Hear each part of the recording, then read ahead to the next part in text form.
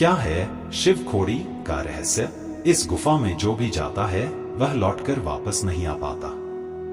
अगर आप अमरनाथ की यात्रा पर जा रहे किसी भी श्रद्धालु से इस गुफा के बारे में पूछेंगे तो वह इसके बारे में जरूर जानता होगा, क्योंकि अमरनाथ धाम की यात्रा करने वाले इस गुफा के दर्शन अवश्य करके जाते हैं। इसके पीछे मान्यता है इस गुफा का अमरनाथ गुफा से ही संबंधित होना।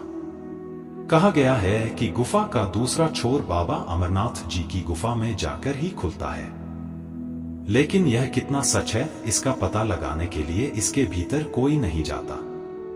वीडियो में आगे बढ़ने से पहले हमारे YouTube चैनल जीवन ज्ञान संगम को लाइक सब्सक्राइब करें और कमेंट में जय श्री राम लिखना ना भूलें। आज भी ऐसा माना जाता है कि भगवान शिव अपने परिवार के साथ कैलाश पर्वत पर रहते हैं। वहां उनके साथ माता पार्वती, कार्तिकेय एवं भगवान गणेश भी रहते हैं। वे सपरिवार कैलाश पर्वत पर आज भी विराजमान हैं। लेकिन एक और ऐसी मान्यता है जिसके अनुसार भगवान शिव कैलाश पर्वत पर नहीं बल्कि जम्मू कश्मीर की एक गुफा में रहते हैं। जी हां, यह गुफा जम्मू कश्मीर के लोगों में काफी प्रसिद्ध है और स्थानीय लोगों के अनुसार यह गुफा भगवान शिव का निवास स्थान है। इस गुफा को शिव खोड़ी के नाम से जाना जाता है। दरअसल यह गुफा नहीं, एक प्रकार की सुरंग लगती है जिसके बारे में कहा गया है कि यह दूसरे छोर पर सीधा अमरनाथ की गुफा में जाकर खुलती है। जम्मू से लगभग 140 किमी की दूरी पर उधमपुर नामक जगह पर भगवान शिव की यह चमत्कारी गुफा स्थित है।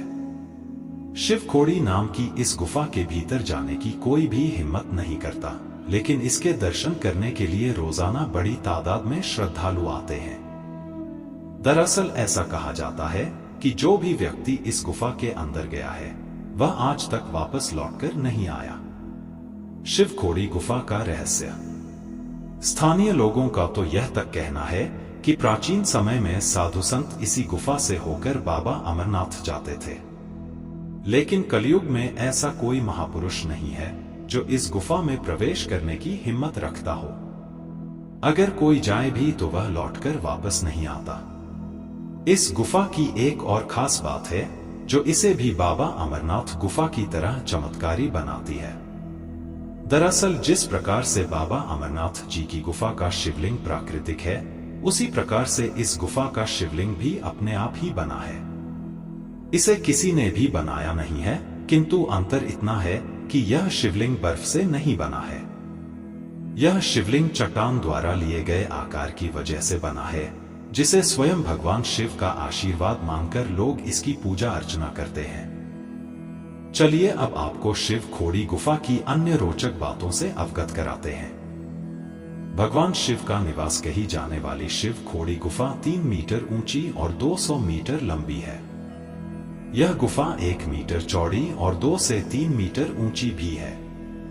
इसके अलावा इस गुफा में कई प्राकृतिक चीजें हैं, जैसे नंदी की मूर्ति, पार्वती की मूर्ति आदि। सबसे हैरत की बात है कि इस गुफा की छत पर सांप की आकृति भी बनी हुई है, जो अपने आप ही यहाँ बनी है। इस पवित्र गुफा से जुड़ी एक पौराणिक कथा भी यहाँ के स्थानीय लोगों के बीच काफी प्रचलित है, जिसके अनुसार इस गुफा को स्वयं भगवान शंकर ने बनाया था।